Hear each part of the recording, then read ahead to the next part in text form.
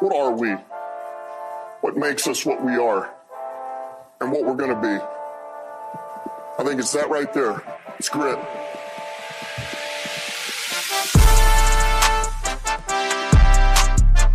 It's grit.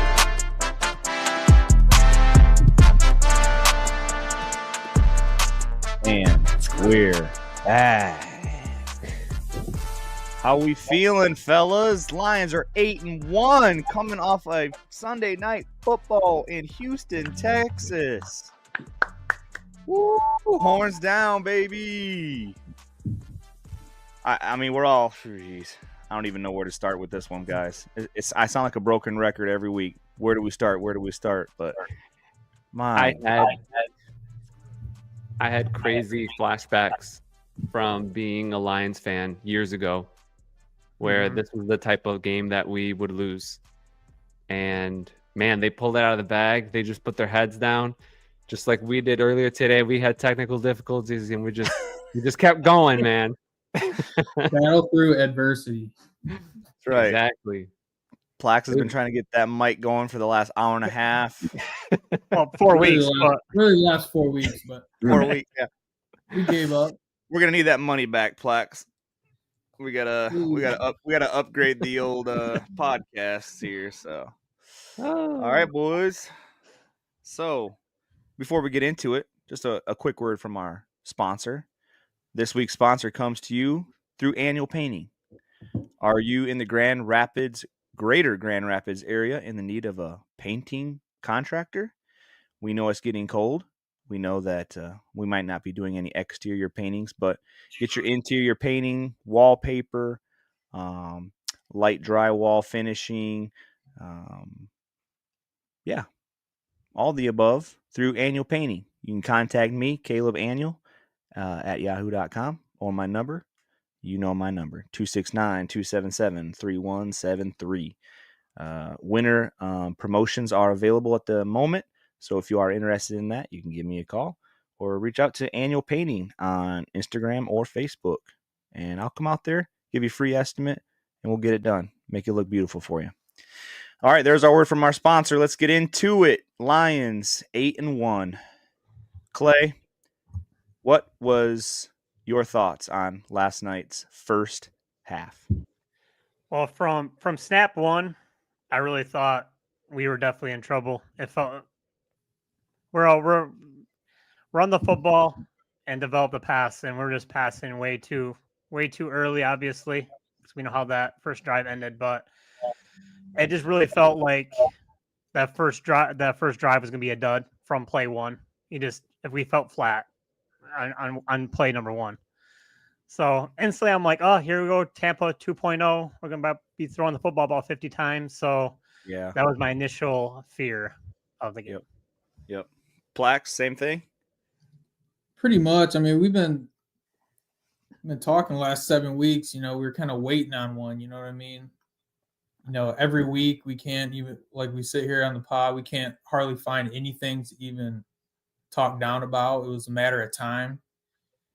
And like the glaze fest of the Lions this week was so thick, like talking about how great we are.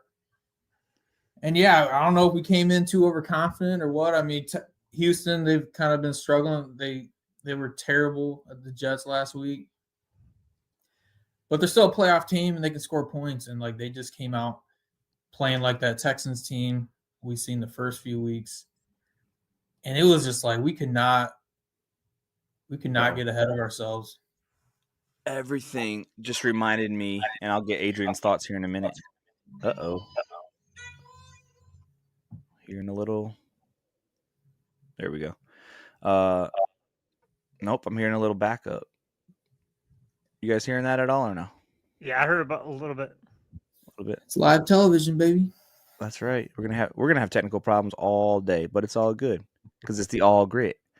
The first half, man, it was Lions of old. Every little thing. I mean, we talk about Jack Fox being the punt god in this town, and his first two punts probably went 35 or 40. I mean, everything. That's when you knew we were flat. That's when you're like, okay, we're off. It was off. You know, if you're going to special teams, Yeah. go ahead, Adrian. Your thought on the whole first half, man. It was just like you could feel the vibe. Like Goff's first throw just to the ground, which is, smart. But to me, the gut feeling, the way that played out, and then, then comes the accidental pick after the tip. And I was like, here we go. And, Caleb, you were there when Eden was talking to us at the assembly. And Eden always has a pretty good gut feeling. And what did she say about yesterday's game? Hours before kickoff. She said it's going to be that game that go ahead, you say. I'm going to mess up her words. She said people are underestimating the Texans. Yeah. It's going to be a really gut-wrenching game that is going to be won by a field goal. And that's exactly what happened, dude. Yeah, Caleb's like, I'm going to go throw up in the bathroom. Right. Top tier analysis. I did say that, yeah. And she called it, boy. Dang. She called it, man. I hate it when she's right. Yeah. Yeah, but she was right. From Jared Goff. Yeah, so out of his 5 interceptions that he had, so one was a tip, right? The second one was a tip. I think the third one was an actual just bad throw. Fourth was the Hail Mary, or maybe the third was the Hail Mary. Mm-hmm. Either way, you can take that one off, and then you can take Hail Mary right for halftime. Right, and then he threw 2 in the second half. Yes. Yeah, there was one that was intended to Laporta after the Carlton Davis pick. It was going to be a touchdown, and the guy cut the route. Yeah, that was Goff. And I think J-Mo. Yep. J-Mo didn't. He was either supposed to stay flat with it, but he turned in. I don't know.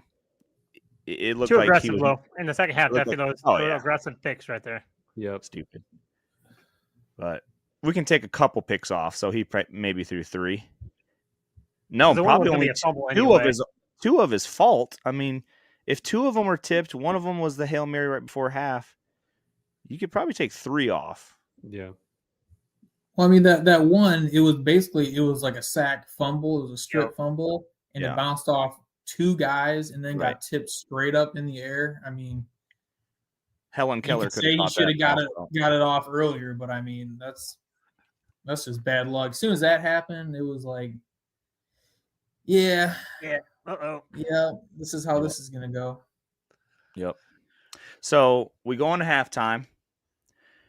We come out of halftime. How you boys feeling? Because we're down 6-24.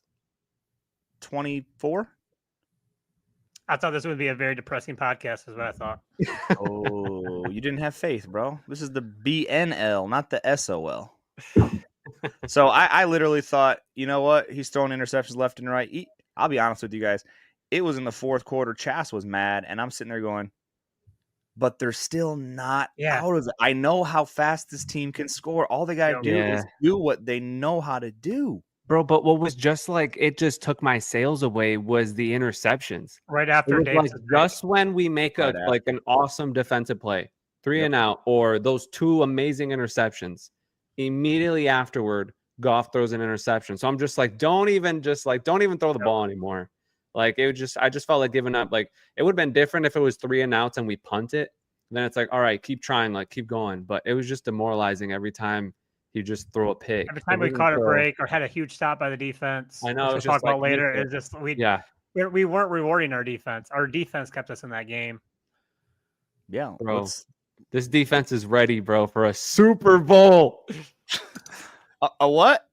A Super Bowl. Oh, I had the drop music muted. What is this team ready for? Super Bowl. Don't ever mute my drop board. God. All right, yeah. So let's talk about that defense. I was pretty disappointed when I found out that our brand new defensive end was not playing, but you know, he wanted to, and if you think about it, we all think that he needed to play, which he probably did, but this goes back to Dan Campbell. I'm sure you guys listened to it all today, right? He's a player. He's a player's coach. Mm-hmm. He knows that man needs a rest at some point. Of course, we would love for him to rest next week, right? Yeah.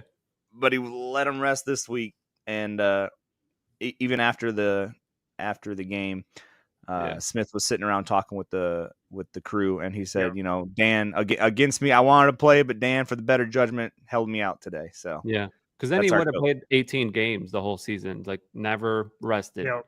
So he needs it. He's a veteran, I don't know, bro. Have you heard of healthy scratch? Why couldn't they just do a healthy scratch next week and just get him in for the more important game? True. Yeah, I don't know, and man. then just healthy scratch made the call. It worked. I mean, look at this. I wanted to show the box score. We actually had 4 sacks.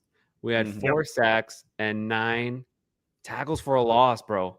That's huge. 9 TFLs to their Texans, 3. Man, Texans got conservative in that second half with their running, and we were all about it. Like, go ahead, man, keep running the football. Yep. Run defense was insane. And I loved how Za'Darius, he wasn't just like a healthy scratch just sitting around. Clay, you brought it up. The whole game, he was coaching on the sideline, telling his guys. And an interview after the game, they're asking like, what were you telling him? And he was telling the defensive line guys to listen to the protection being called out by the other center to see where they were going to lean to then be more proactive, where they were going to throw their bodies as soon as the ball was snapped. And that's when the sacks started coming, when they started listening to the protection calls from the offensive line from the Texans. It was kind of cool. That's great insight. Where did you hear that? It was an interview from Sunday Night Football right after the game. That's awesome. Okay. That's awesome. Yep. I really like too how they were. I mean, even had the squad laughing on the sideline a little bit. Just kind of, you get the atmosphere right. Then you look at San Francisco earlier in the day. They're out choking each other and yelling at each other. And this squad, man, they stay together, bro. They stay together. Like, it's a bond, man. Yeah. Who does that? Good point. Good point. Let's go off that for just a second. You got San Francisco doing that. You got Lions doing what we did. Did you guys hear what Micah Parsons said about his coach? He can go wherever he wants. Is that what he said? Yes. Can you imagine? And I'm watching the show, like, they're talking about this has never been said. I mean, you can lose a locker room, you can lose a coach. I mean, there's internal fighting. He literally said, I don't care where this coach goes. He doesn't have to stay here. I mean, and he was getting ragged by commentators on today's show. Yeah, just saying, like, who are you, bro? That's a Super Bowl winning coach. What have you done? Yeah. And I told Chas as we're sitting on the couch watching that, I said, Chas, do you know who we picked instead of Micah Parsons? She goes, who? I said, we picked Penei Sewell. We picked him ahead of Micah Parsons. Aren't you glad? And she goes, wow. Look at the difference between those two guys right now. Yep. As good as he is. So yeah. Anyway, any stats that you guys had that you wanted to bring out? I like the between first and second half. So the first half, Texans scored on 6 of their first 7 possessions. Mm-hmm. And then that flipped to the second half of 4 punts, 2 interceptions, and a missed field goal. Night and day. Yeah. I wanted to bring out how Jared Goff and CJ Stroud, their numbers were not far off. They're actually almost identical, but everybody looks at Goff as having a terrible game because there's a 5 on the interception chart. But I mean, if you look and compare the numbers, 240, 230, 1 touchdown, 15 out of 30. It was almost identical for both quarterbacks. Holy cow. Yeah. I thought that was interesting. Yeah, so but you take away those 3 picks that we say that could be iffy. So yeah, exactly. Yeah, but Vanilla Vic don't get sacked like CJ Stroud. True.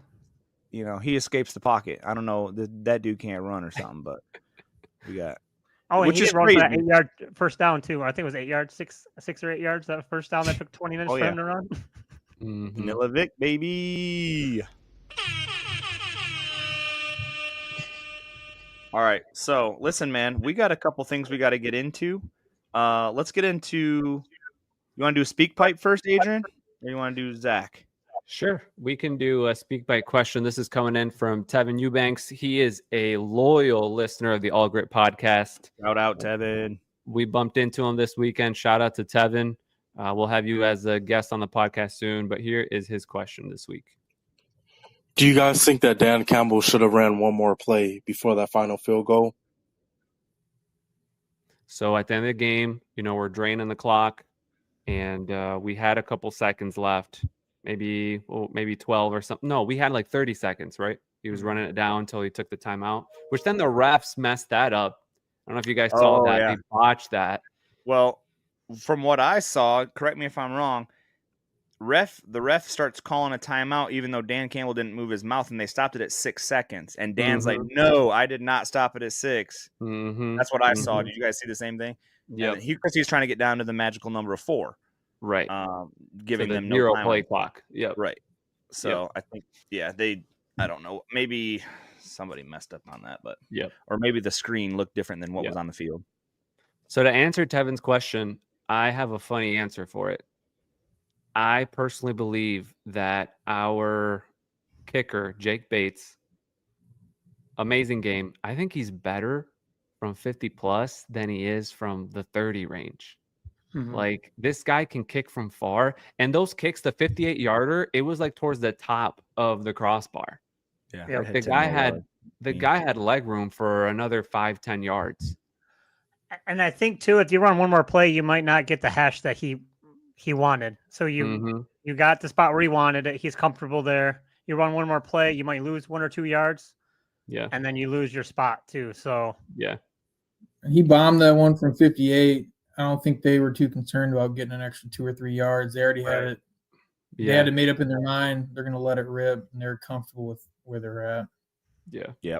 I didn't have a problem with it at all. I want the ball, less plays, less opportunities for fumbles and everything else. So that's a good question, though. I mean, any other situation, any other kicker, you're probably fighting and scrapping to get any extra yards you can. Yep. But when you got a cannon of a leg like he does, I think they were perfectly fine with letting it rip from where they were at. All right, man. Thanks, Tevin, for the question. Appreciate it. Everybody who wants to get a question into the podcast, go ahead and let us know on SpeakPipe. All right, this question comes in from Zach Griffer via the IG account here. He says, RG3 said that Goff is officially out of the MVP race after throwing 5 picks.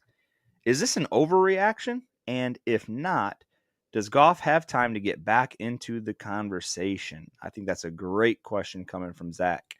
So let me throw that out to Adrian first. What do you think about that? I think Goff was being really humble. He didn't want the distraction of the MVP race in the locker room, so he just kind of threw a bad game on purpose so that they didn't have to deal with that conversation anymore. He's like, I don't want this, guys. I don't want to be MVP. Let's just get that out of the way. We're focused on a Super Bowl, man. No, to answer that for real, I think if he still plays the way he was the rest of the season, he'll still be in the race. But, the MVP trophy, it's not a real trophy. It's always been a popularity contest for the press. It hasn't always been the most valuable player. But he could get back on the train if the rest of the year. But I personally don't care for it. Like, I'd rather have a Super Bowl than 5 MVPs. For sure. Yeah. Why don't you ask Lamar Jackson if he'd trade in 2 of his MVPs for a ring? Go ahead, Clay. I'm gonna write with what Adrian said. RG3 retweeted that tweet after the game and said, "Won the game, lost the MVP, but I'm sure Jared Goff will be okay with a Super Bowl ring." And I think that says it all, right? With what Adrian said, like that's what matters. Yeah. All goals are in front of them. So, Plax, what do you think? You got a thought on? I do, but I'll wait for you. I mean, I think it's an overreaction, but I mean, I think Goff, no matter even if he played great and he finished the season great, he's always going to be kind of a stretch. Like, who do you think they're going to give it to if it's even a question? Goff or Lamar Jackson? It's like he's not going to ever be the sexy pick regardless. But to say you have one bad game and then you can't finish out the rest of the year and still be a candidate, I mean, not many guys play a full 17, 18, and they're just great every single game. There's always, you're going to have a game like that. And like we said, a few of those picks might not really have been on him, but when you look at the box score, you see 5 picks. I mean, it's eye-popping. It doesn't look good. people had a lot of stuff to say about it, but Yep.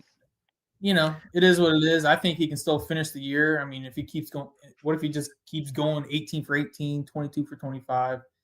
Like I said, I don't think he really cares. Obviously, as a fan base, we would love to have our guys MVP. That'd be sick.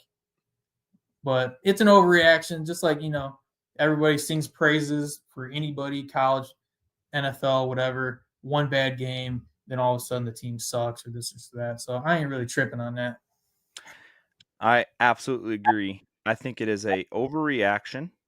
I think Goff is still in the conversation, and I'll even up the ante because we won the game last night. He's still in the conversation. If he would have lost, our record is now 7-2. Yes. And then maybe that trickles over. Maybe there's a whatever. But the fact that Lamar Jackson is still on a team, as good as they are, they have 3 losses, I believe, right? Yeah. Anybody so. know offhand? They have 3 losses. The right? Texans 6-4. No, the Ravens. Oh, I'm sorry. I'm just wondering the Ravens because I think they've lost at least 2 or 3 times. So, and they're playing a pretty heavy schedule over there in the AFC. So my point is, we're about to hit a soft part of our schedule. We're going to ring up 3 or 4 wins right now. Goff is still in it. Like Plack said, he's going to heat back up. That was a stinker of a game, but his team helped him, and he's going to heat back up. He's going to do 18 for 20, 18 for 22 again. Yep. And he's going to keep throwing for yards. He's going to keep throwing for touchdowns, and he will be right there. But I still say it is a popularity contest. It will go to him. It will go to Lamar, or it'll go to who's the other person in the Patrick Mahomes. No, I don't even think he's in it because he's got tons of interception. Well, so does Goff. I know, but it's how it is. I do want to say Ravens are 7-3. Yeah, I do want to say Goff turned it on in the fourth quarter, and he was his prior self before the earlier they played 3 Lions quarters. football, run the ball and set up the pass. Yeah, That's all. ran it, and then he was just dumping it off, boom, boom, boom, boom, boom, and that's when we scored that touchdown with Montgomery. So he in the fourth quarter was able to get all that garbage out of his head. He wasn't into the moment of like, oh, I suck, like I just threw 5 picks. He just focused on what was next, and he got us down the field. He did what he needed to. That play to St. Brown to set up that field goal was perfect. How St. Brown was able to be wide open to get that yardage. All right, boys. Adrian, I believe you have something for us. You have some announcements and you have some shout outs. Why don't you just a couple announcements. So as always, we're always trying to get better on the All Grit podcast. So just starting today, we're also on iHeartRadio and Pandora if you guys like to use those apps. So look us up on there.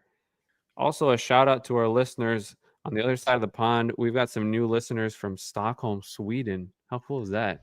So shout out to our Sweden people. What up, though? What up, though? We are international for sure. And one of our listeners, Noel, one of the original Lions Camp boys, he sent us a video. He was at Tin Lizzie's in Chicago, and he shared a video of just like the hype, everything that happened towards the end of the game. Let me see if I can share that video here for those that are watching on YouTube. There it is.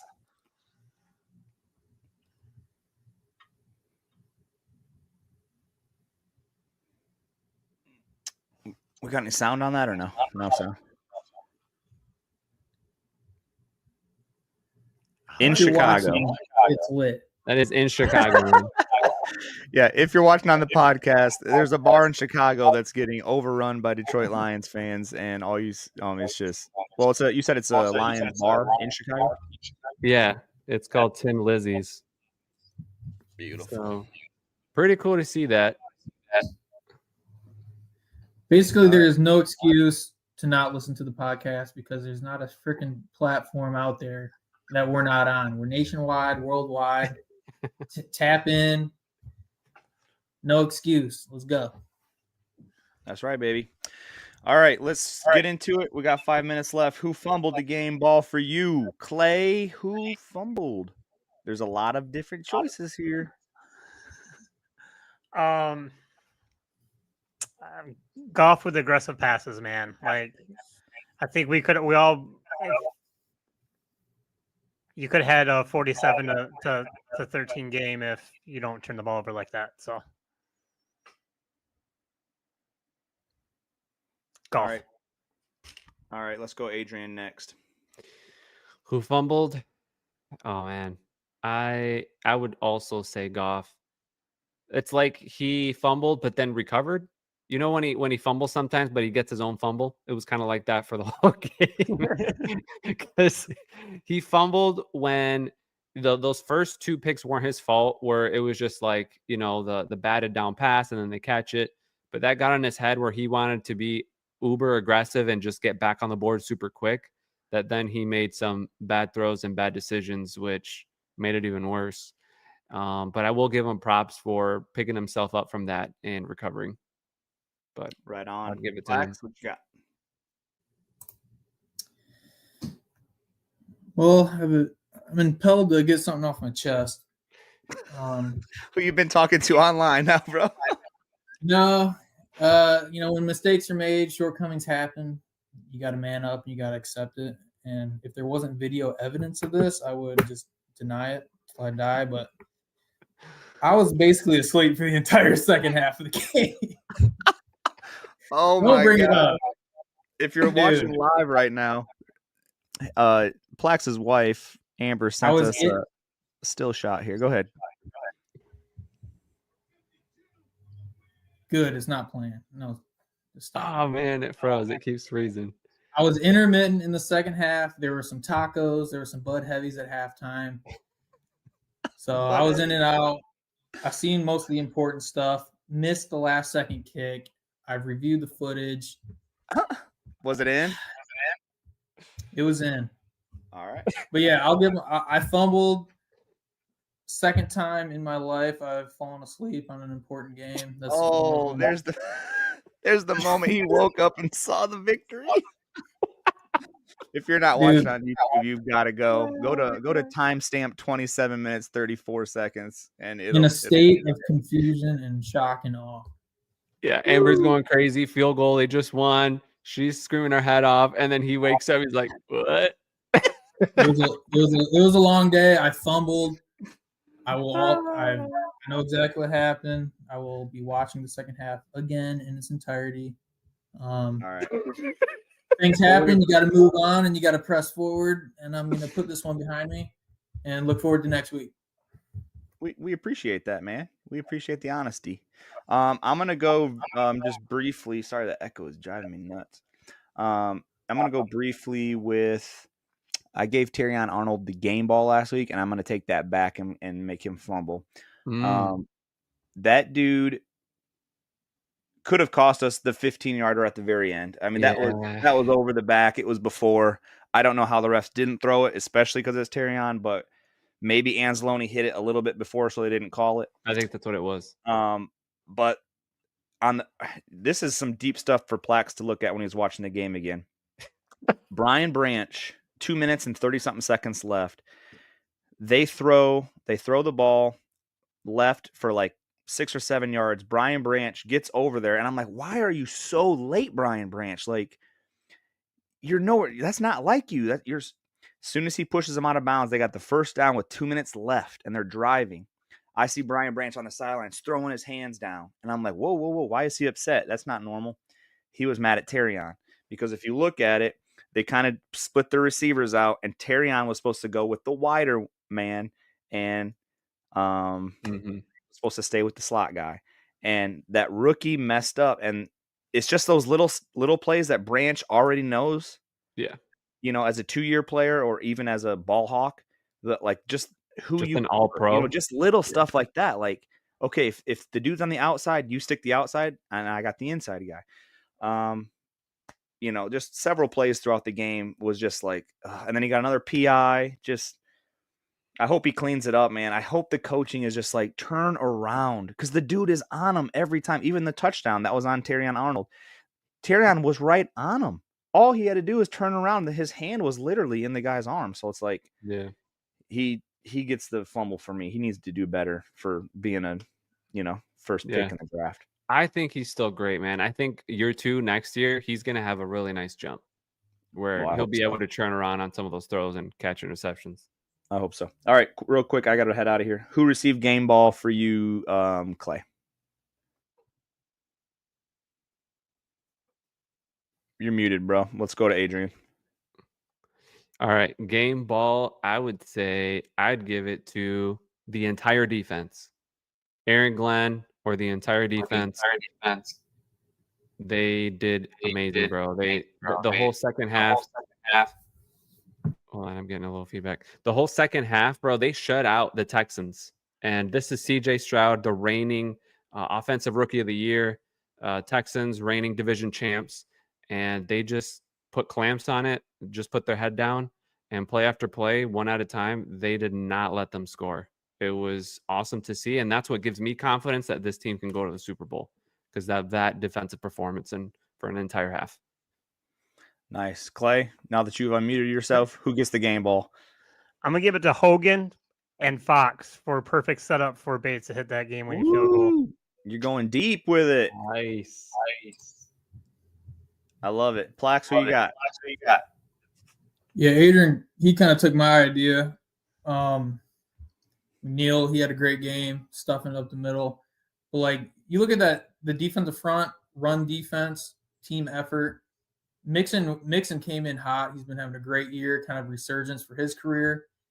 And I'll give the Texans credit for sticking to their guns and trying to establish the run. This dude had 25 carries for 46 yards. He had the one short touchdown, but the run defense, I mean, they've been good all year, but maybe their best performance, they're outstanding. Amen, brother. And I am going with none other than Carlton Davis the third. Without him playing how he played the other day, jeez, we would have lost. When CJ Stroud, and you'll watch the replay, when he floated that touchdown pass instead of streaking that in his stomach and ending the game, and Carlton Davis comes out and does a Brian Branch dive. I mean, on his fingertips. Oh, sorry, Plax, you haven't seen that yet. We'll I've seen it. I thought it was Brian Branch. I was there for that one. Oh, you're there. Bud Heavy didn't set in just yet. But yeah, Carlton Davis, man. He's unbelievable game, and he did get the game ball. So yeah. All right. Hold on one second. Who is this from Zach Griffer? Oh, is he watching? Don't forget Dan calling for a defensive turnover at the start of the second half, and we immediately took off Stroud. Oh yeah. While he was in the middle of the interview. Yeah, that was amazing. That was sick.